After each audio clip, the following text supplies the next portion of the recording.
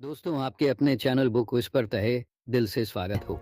आज हम बात करने वाले हैं how to learn almost anything in 48 hours by Tansel Ali book के बारे में। राघव एक ऐसा इंसान था जो अपनी लाइफ में हर चीज़ जल्दी सीखने की ख्वाहिश रखता था, लेकिन हकीकत ये थी कि जितना वो सीखने की कोशिश करता उतना ही उलझ जाता। ऑफिस में काम का प्रेशर, नई स्किल्स सीखने की ज़रूरत और ऊपर से घर की जिम्मेदारियाँ, राघव की ज़िंदगी एक ऐसे पेंडुलम की तरह हो गई थी जो हमेशा टाइम और स्ट्रेस के बीच झूलता रहता था। एक शाम जब वो अपने पसंदीदा कैफ़े में बैठा था, उसने एक किताब देखी। किताब का नाम था how to learn almost anything in 48 hours by Tansel Ali. Raghav ने किताब उठाई और सोचा, 48 घंटे में कुछ भी सीखना? ऐसा कैसे हो सकता है यार? कोई भी स्किल सीखने में तो महीनों लगते हैं। लेकिन किताब के बैक कवर पर लिखी लाइन ने उसकी उत्सुकता बढ़ा दी। Master the art of learning and transform your life. वो किताब खरीद कर घर ले आया। उस रात उसने फैसला किया कि सुबह सबसे पहले वो इसे पढ़ेगा। अगली सुबह अपनी कॉफ़ी का मग लेकर राघव ने किताब के पहले चैप्टर को पढ़ना शुरू किया। चैप्टर का टाइटल था मास्टरिंग मेमोरी टेक्निक्स। राघव ने पढ़ना शुरू किया। लेखक टांसल आली ने शुरुआत में एक बड़ा पॉइंट दिया था, memory isn't just a skill, it's an art. ये लाइन सुनकर राघव को लगा कि शायद उसने सही किताब चुनी है। टांसल ने एक दिलचस्प टेक्निक समझाई थी जिसे कहते हैं मेमोरी पैलेस। राघव को यह सुनकर कुछ अजीब लगा। उसने सोचा, मेमोरी पैलेस? ये कोई महल बनाने की बात है क्या? लेकिन जैसे जैसे उसने पढ़ा, उसे समझ आने लगा कि यह टेक्निक कितनी क्रांतिकारी हो सकती है। टांसल ने लिखा था कि हर इंसान के दिमाग में कुछ ऐसी जगह होती हैं जो हमेशा याद रहती हैं, जैसे आपका घर, आपका स्कूल या वो रास्ता जो आप रोज़ ऑफिस जाते समय देखते हो। इन जगहों को आप अपनी यादों का एक स्टोर रूम बना सकते हो। राघव ने इसे एक चैलेंज की तरह लिया। उसने किताब में लिखा स्टेप पढ़ा, pick a place you know very well, it could be your home. उसने तुरंत अपने घर की कल्पना शुरू की। अपने लिविंग रूम से लेकर किचन और बेडरूम तक उसने हर डिटेल को अपने दिमाग में विजुअलाइज किया। अगला स्टेप था associate each location with the information you want to remember. Tansel ने समझाया कि अगर आपको कोई नई चीज़ याद रखनी है तो उसे किसी ऐसी चीज़ से जोड़ दो जो आपको पहले से पता है। राघव ने इसे ट्राई करने का सोचा। उसने अपने लिविंग रूम में रखे सोफे को चुना और सोचा, मान लो मुझे फोटोसिंथेसिस याद रखना है तो मैं इस सोफे को एक बड़े हरे पत्ते की तरह देखता हूँ जो सूरज की किरणों को सोख रहा है। उसने अपनी आंखें बंद की और इस इमेज को जितना हो सके उतना डिटेल में देखा। पहली बार में उसे कुछ अजीब लगा। उसने खुद से कहा, यार ये सब कुछ फिल्मी लग रहा है, ये मेरे काम कैसे आएगा? लेकिन उसने हार नहीं मानी। उसने अगले स्टेप को आजमाया। अब किचन में उसने न्यूटन के गति के नियम याद रखने की कोशिश की। उसने कल्पना की कि उसकी डाइनिंग टेबल पर एक सेब रखा है और वो सेब अचानक टेबल से गिरता है। उसने सोचा, पहला नियम, एक वस्तु शांति में रहती है, और उसने इस इमेज को बार बार रिपीट किया। कुछ घंटों बाद राघव को लगा कि ये टेक्निक सच में काम कर रही है। शाम को जब वो अपनी बुक बंद करके बाहर टहलने गया तो उसने खुद को टेस्ट करने का सोचा। उसने खुद से पूछा, राघव बताओ फोटोसिंथेसिस क्या होता है? और तुरंत उसके दिमाग में हरे पत्ते वाला सोफ़ा आ गया। उसने फिर खुद से न्यूटन्स लॉज पूछे और टेबल से गिरता हुआ सेब उसके सामने था। राघव को लगा कि जैसे उसने कोई सुपर पावर खोज ली हो, लेकिन यह बस शुरुआत थी।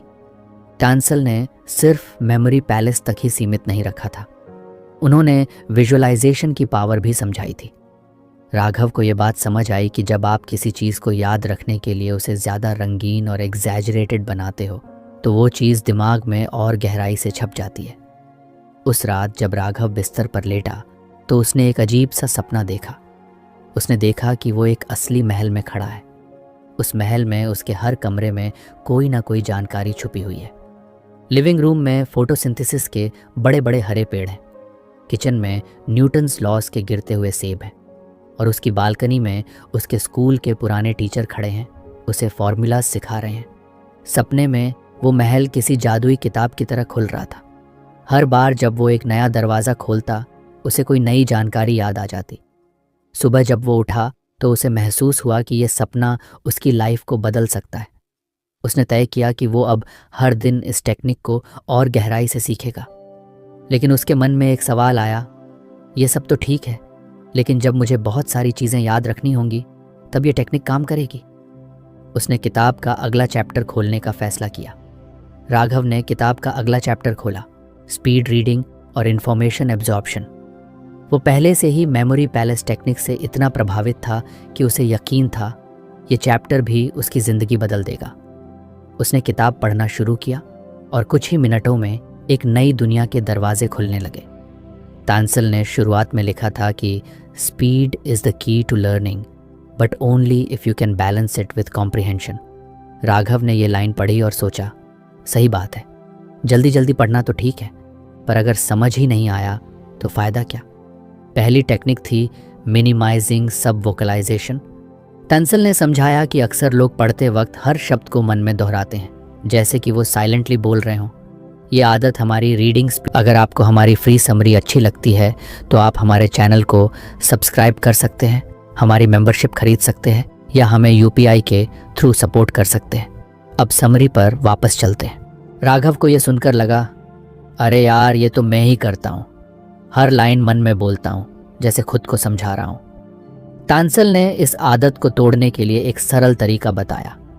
उन्होंने कहा कि जब भी आप पढ़ें तो अपनी उंगलियों से टेक्स्ट पर पॉइंटर की तरह चलाएं।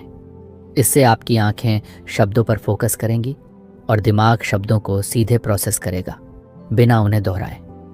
राघव ने तुरंत इसे आजमाने का फैसला किया। उसने किताब को खोला और अपनी उंगली को टेक्स्ट पर रखा। पहले तो कुछ अजीब लगा, जैसे कोई बच्चा किताब पढ़ना सीख रहा हो, लेकिन कुछ मिनटों बाद उसे लगा कि उसकी स्पीड सच में बढ़ गई है। उसने खुद से कहा, वाह, ये सच में काम करता है। मेरी आंखें अब टेक्स्ट के पूरे ब्लॉक को पढ़ रही हैं, न कि सिर्फ एक एक शब्द। तांसल ने दूसरी टेक्निक बताई, focusing on blocks of text. उन्होंने समझाया कि अगर आप हर शब्द पर ध्यान देंगे तो आपकी स्पीड धीमी हो जाएगी, लेकिन अगर आप एक बार में पूरे वाक्य या पैराग्राफ को देखेंगे तो आपकी समझ और स्पीड दोनों बढ़ जाएंगी। राघव ने इसे भी ट्राई किया। उसने किताब के अगले पेज पर अपनी नज़रें दौड़ाईं और कोशिश की कि वो हर वाक्य को एक ब्लॉक की तरह देखे। पहले उसे कुछ दिक्कत हुई, लेकिन जैसे जैसे उसने प्रैक्टिस की उसे लगा कि उसकी आंखें पूरे वाक्य को स्कैन कर सकती हैं। उसने मन ही मन सोचा, ये तो मैजिक जैसा लग रहा है, मैं इतनी जल्दी पढ़ सकता हूँ और समझ भी आ रहा है। इसके बाद तांसल ने प्री रीडिंग स्ट्रैटेजीज के बारे में लिखा। उन्होंने कहा कि पढ़ने से पहले अगर आप टेक्स्ट को जल्दी से स्किम कर लेते हैं तो आपका दिमाग उस जानकारी को बेहतर तरीके से प्रोसेस कर सकता है। उन्होंने इसे 4 स्टेप्स में तोड़ा। 1. हेडिंग्स पढ़ें। सबसे पहले टेक्स्ट की हेडिंग्स और सब हेडिंग्स पर ध्यान दें। 2. मुख्य बिंदु पर फोकस करें। पैराग्राफ की पहली और आखिरी लाइनों को पढ़ें। 3. चंकिंग करें। टेक्स्ट को छोटे छोटे हिस्सों में बांटें। 4. पर्पस सेट करें। खुद से पूछें कि आप इस टेक्स्ट से क्या सीखना चाहते हैं। राघव ने इस प्रोसेस को भी ट्राई किया। उसने अपनी ऑफिस रिपोर्ट को जल्दी से पढ़ने की कोशिश की, जो हमेशा उसे लंबी और बोरिंग लगती थी। उसने पहले सिर्फ हेडिंग्स पढ़ी, फिर हर सेक्शन का पहला और आखिरी वाक्य। इसके बाद उसने पूरी रिपोर्ट को 3 हिस्सों में बांटा। उसने खुद से कहा, मुझे बस ये समझना है कि इस रिपोर्ट का मेन पॉइंट क्या है और मुझे क्या क्या एक्शन लेने हैं। राघव को लगा जैसे उसके पास अब एक सुपर पावर है। उसने 20 मिनट में वो रिपोर्ट पढ़ ली, जिसे पढ़ने में उसे आम तौर पर 1 घंटा लग जाता। लेकिन कहानी यहीं खत्म नहीं हुई। तांसल ने एक और महत्वपूर्ण बात कही थी, practice is what makes these techniques second nature. Raghav को समझ आ गया था कि अगर वो इन चीज़ों को रोजाना प्रैक्टिस नहीं करेगा तो ये सब बेकार हो जाएगा। उसने एक रूटीन बनाया। अब वो हर दिन सुबह 15 मिनट स्पीड रीडिंग प्रैक्टिस करता। उसने सबसे पहले अपने पुराने मैगजीन आर्टिकल्स पर काम शुरू किया। उसने महसूस किया कि जब वो एक बार में ज़्यादा टेक्स्ट को स्कैन करता है तो उसका दिमाग ज़्यादा तेज़ी से प्रोसेस करता है। उसने अपने कमरे की दीवार पर एक पोस्टर भी लगा लिया जिसमें लिखा था, रीड फास्टर, अंडरस्टैंड बेटर। एक दिन जब वो ऑफिस में था, उसके बॉस ने उसे एक नई प्रोजेक्ट रिपोर्ट दी। रिपोर्ट 50 पेज लंबी थी बॉस ने कहा, राघव, इसे आज ही खत्म करके बताओ कि हमें क्या करना है।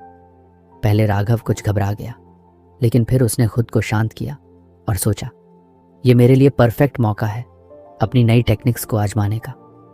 उसने रिपोर्ट को पहले स्किम किया, फिर उसने इसे 3 हिस्सों में बांटा। हर हिस्से की हेडिंग्स और मेन पॉइंट्स पढ़े और आखिर में उसने पूरे टेक्स्ट को ब्लॉक्स में स्कैन किया। सिर्फ 2 घंटे में उसने रिपोर्ट खत्म कर ली। जब उसने अपने बॉस को रिपोर्ट का सार समझाया तो उसके बॉस हैरान रह गए। उन्होंने कहा, राघव, इतनी जल्दी और इतनी सही एनालिसिस कैसे कर ली? राघव ने सिर्फ मुस्कुराकर कहा, बस एक नई टेक्निक है जो मैंने सीखी है। उस रात जब वो घर पहुंचा तो उसने किताब को दोबारा खोला। उसने सोचा, मेमोरी पैलेस और स्पीड रीडिंग ने तो मेरी लाइफ बदल दी, आगे की टेक्निक्स और भी मज़ेदार होंगी। लेकिन उसे ये नहीं पता था कि अगले चैप्टर में जो लिखा है वो उसकी सोच से परे होगा। और इस तरह राघव की यात्रा अभी जारी थी। राघव ने किताब का अगला पन्ना पलटा और अगला चैप्टर था इफेक्टिव नोट टेकिंग मेथड्स। अब तक मेमोरी पैलेस और स्पीड रीडिंग जैसी टेक्निक्स ने उसकी ज़िंदगी को एक नया आयाम दिया था, लेकिन उसने महसूस किया कि जितनी तेज़ी से वो पढ़ रहा था उतनी ही जल्दी वो कुछ चीज़ें भूल भी जाता था। उसने सोचा, शायद नोट्स बनाना एक अच्छा तरीका होगा, पर वो पुराने तरीके, वो तो स्कूल के समय से करता आ रहा हूँ, और वही बोरिंग लाइनें और पॉइंट्स लिखने वाला तरीका शायद उतना असरदार नहीं। तांसल आली ने इस चैप्टर में लिखा था कि effective note taking is not about writing everything down, but about organising information in a way that makes sense to your brain. Raghav को ये बात गहरी लगी। उसने आगे पढ़ा और खुद को तैयार किया कि वो इस चैप्टर को न सिर्फ पढ़ेगा बल्कि अपनी आदतों में भी शामिल करेगा। तंसल ने शुरुआत की माइंड मैपिंग की टेक्निक से। राघव को ये नाम सुनकर ही दिलचस्पी हुई। उसने मन ही मन सोचा, माइंड मैपिंग, ये तो किसी जासूसी फिल्म की तरह लगता है जहां हर चीज को जोड़कर एक पूरा केस सॉल्व किया जाता है। टैंसल ने समझाया कि माइंड मैपिंग एक ऐसा तरीका है जिसमें आप किसी भी जानकारी को, आप एक मुख्य विषय को सेंटर में लिखते हैं और उससे जुड़ी जानकारियों को शाखाओं की तरह फैलाते हैं। ये शाखाएं आपको दिखाती हैं कि कौन सी जानकारी कैसे दूसरी से जुड़ी है।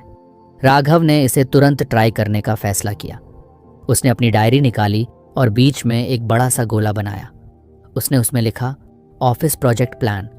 अब उसने इस टॉपिक से जुड़े सभी पॉइंट्स को शाखाओं की तरह जोड़ना शुरू किया।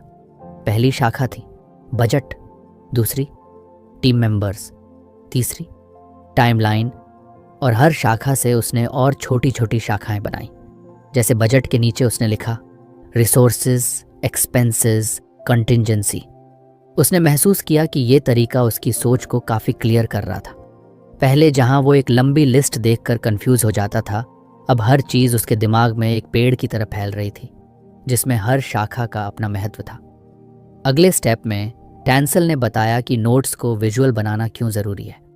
उन्होंने कहा था, the brain processes images faster than text. When you create colourful visual notes, your brain retains the information more effectively. Raghav ने सोचा, सही बात है, स्कूल में भी जब टीचर रंगीन डायग्राम्स बनाती थी तो वो ज़्यादा याद रहता था। उसने अपनी डायरी में कलर पेंसिल्स का इस्तेमाल शुरू किया। उसने माइंड मैपिंग को और क्रिएटिव बनाया। हर शाखा को अलग रंग दिया, जैसे बजट को नीला, टीम मेंबर्स को हरा और टाइमलाइन को लाल।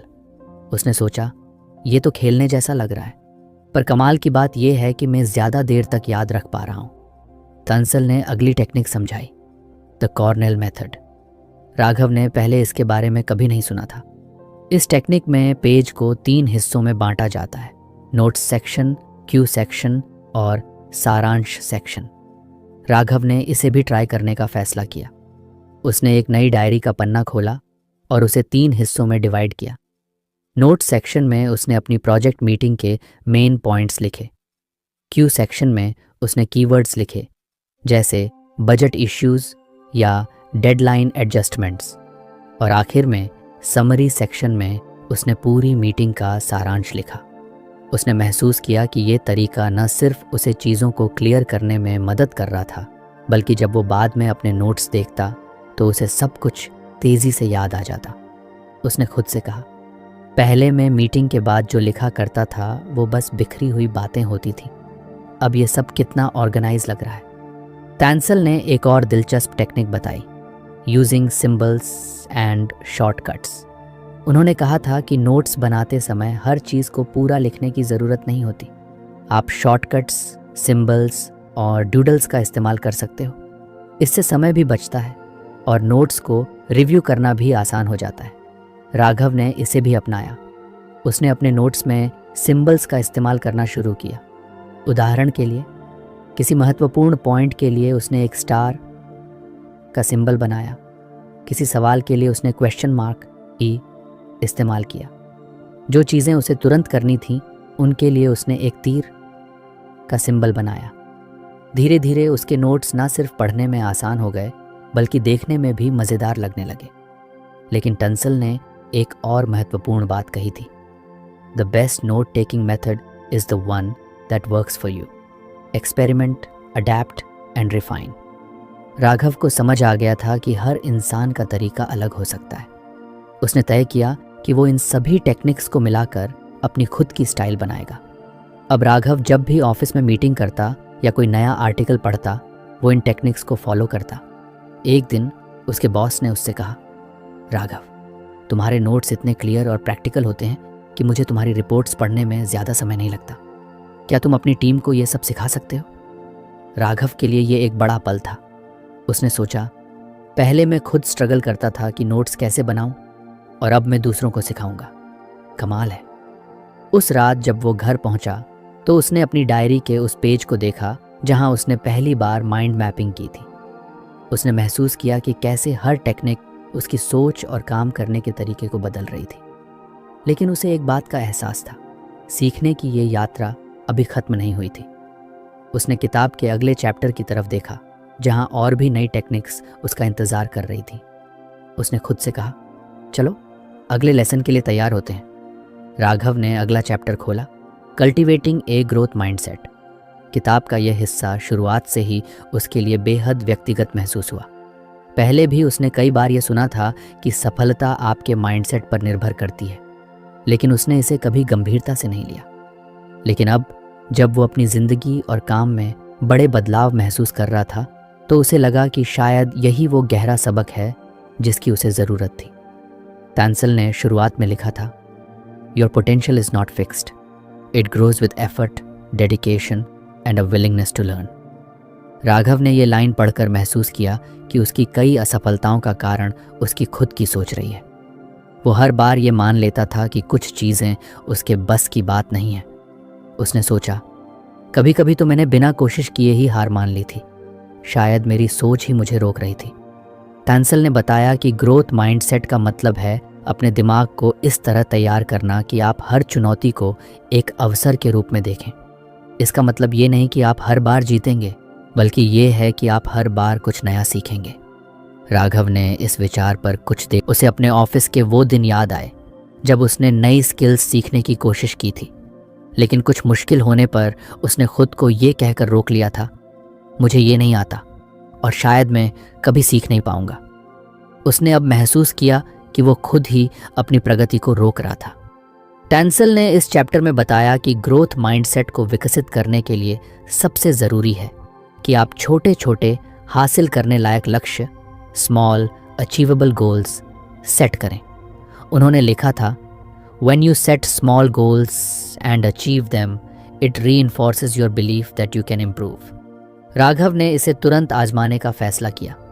उसने अपने दिन भर के कामों की लिस्ट बनाई और उसमें से एक आसान टास्क चुना, अपने ऑफिस की रिपोर्ट को बेहतर तरीके से प्रेजेंट करना। उसने सोचा, ये मुश्किल नहीं है, मैं इसे कर सकता हूँ, बस मुझे कुछ ध्यान देना होगा। उसने अपनी डायरी में इसे एक लक्ष्य की तरह लिखा और दिन के आखिर में जब उसने इसे पूरा किया तो उसे एक छोटी सी खुशी महसूस हुई। उसने खुद से कहा, अगर मैं इतना कर सकता हूँ तो शायद और भी कर सकता हूँ। इसके बाद टैंसल ने बताया कि ग्रोथ माइंडसेट को मजबूत बनाने के लिए हर छोटी प्रगति को सेलिब्रेट करना चाहिए।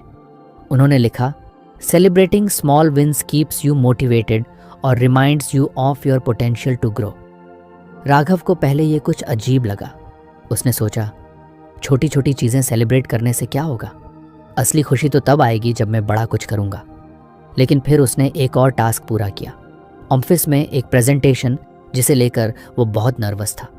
जब उसने देखा कि उसकी मेहनत रंग लाई है तो उसने अपनी डायरी में लिखा, आज मैंने कुछ नया किया और ये बहुत अच्छा महसूस हुआ। उसने महसूस किया कि खुद को सराहने से उसका आत्मविश्वास बढ़ रहा है। टांसल ने एक और महत्वपूर्ण बात बताई, failures are not the end, they are feedback.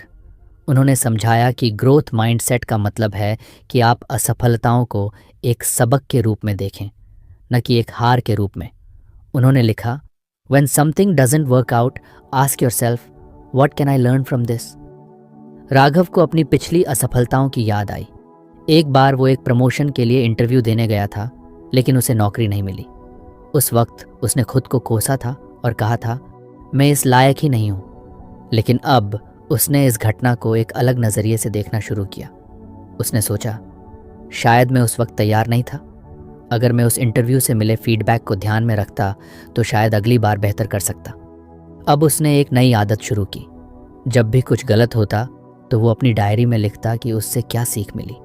एक बार जब उसका ऑफिस का एक प्रोजेक्ट समय पर पूरा नहीं हो पाया तो उसने खुद से सवाल किया, मैंने कहाँ गलती की और अगली बार मैं इसे कैसे ठीक कर सकता हूँ। उसने देखा कि इस प्रैक्टिस ने उसकी सोच को बदलना शुरू कर दिया था। टांसल ने ग्रोथ माइंडसेट को मजबूत करने के लिए एक और तरीका बताया, विजुअलाइजेशन ऑफ सक्सेस। उन्होंने लिखा था, picture yourself succeeding and your brain will work towards making it a reality. Raghav ने इसे भी अपनाने की कोशिश की। हर सुबह वो अपनी आंखें बंद करके खुद को उस स्थिति में देखता जहां वो अपने लक्ष्य को हासिल कर चुका है। उसने खुद को उस प्रमोशन इंटरव्यू में सफलता प्राप्त करते हुए देखा। उसने महसूस किया कि ये टेक्निक उसकी ऊर्जा और आत्मविश्वास को बढ़ा रही है। धीरे धीरे राघव को महसूस हुआ कि उसकी सोच पहले से काफ़ी बदल गई है। पहले जहां वो मुश्किल कामों को देखकर पीछे हट जाता था, अब वो उन्हें एक चुनौती की तरह देखता था। उसने खुद से कहा, अगर मैं आज कुछ नहीं जानता तो इसका मतलब ये नहीं कि मैं कभी नहीं जानूंगा। मैं सीख सकता हूँ, बस मेहनत और धैर्य चाहिए। एक दिन उसके बॉस ने उसे एक बड़ा प्रोजेक्ट दिया। पहले राघव इसे लेकर डर जाता, लेकिन इस बार उसने खुद से कहा, यह मेरा ग्रोथ का मौका है। अगर मैं इसे सही तरीके से करूं तो मैं बहुत कुछ सीख सकता हूं। उसने प्रोजेक्ट को छोटे छोटे टुकड़ों में बांटा और हर दिन एक एक करके उन पर काम किया। जब उसने प्रोजेक्ट पूरा किया तो न सिर्फ उसके बॉस ने उसकी तारीफ की, बल्कि राघव ने खुद को भी सराहा। उसने सोचा, ये सब उस ग्रोथ माइंडसेट की वजह से हुआ जो मैंने इस किताब से सीखा। उस रात जब वो किताब के अगले चैप्टर की तरफ बढ़ा तो उसे लगा जैसे उसने अपनी सोच और जिंदगी दोनों को एक नई दिशा दी है। लेकिन ये सफ़र अभी ख़त्म नहीं हुआ था। उसने खुद से कहा, आगे के लेसन्स में और क्या सीखने को मिलेगा, ये सोचकर ही मैं उत्साहित हूँ।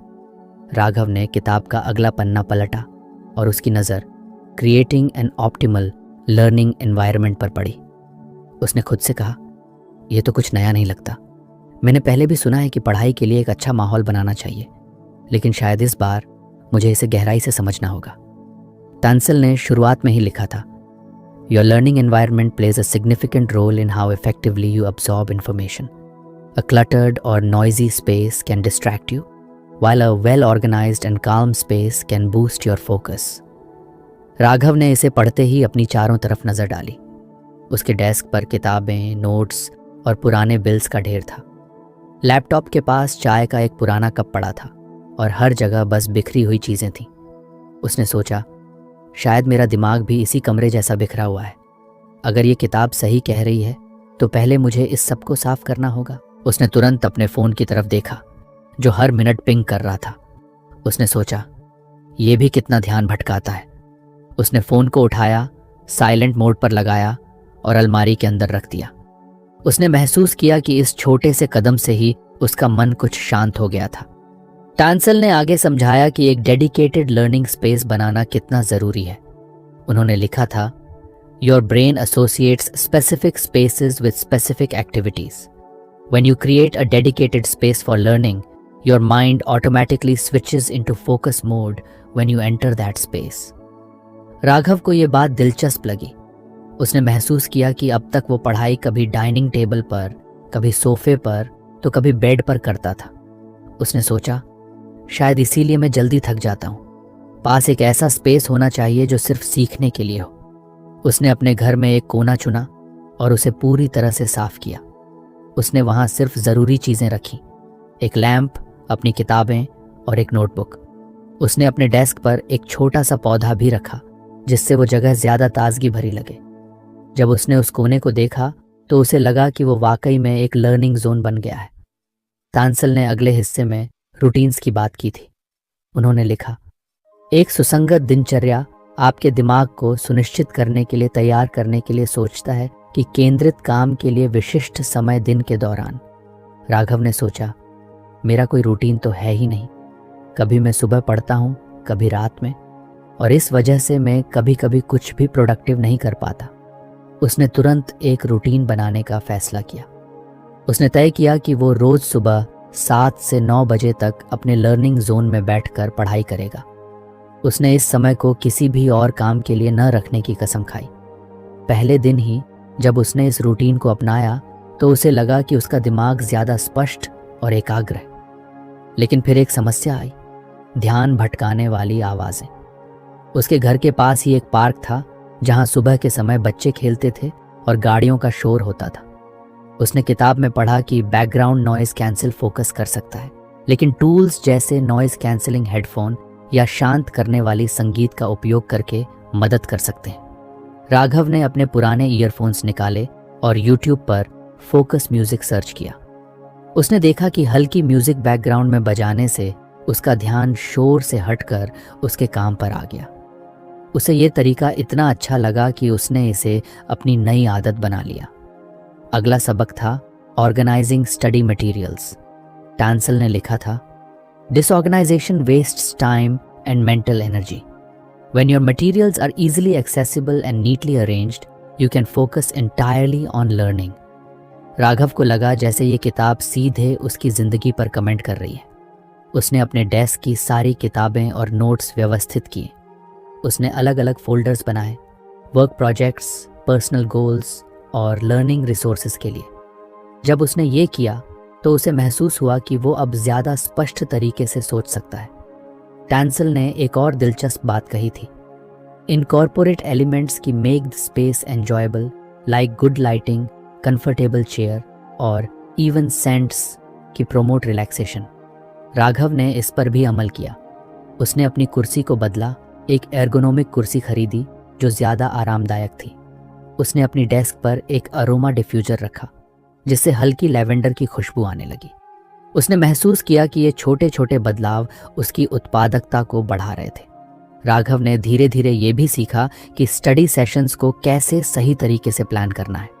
टांसल ने सुझाव दिया था कि अपना अध्ययन समय फोकस्ड इंटरवल्स में बांटें, जैसे कि 25 मिनट का काम फॉलो किया गया है और 5 मिनट का ब्रेक। इसे पोमोडोरो तकनीक कहते हैं। राघव ने इसे आजमाया।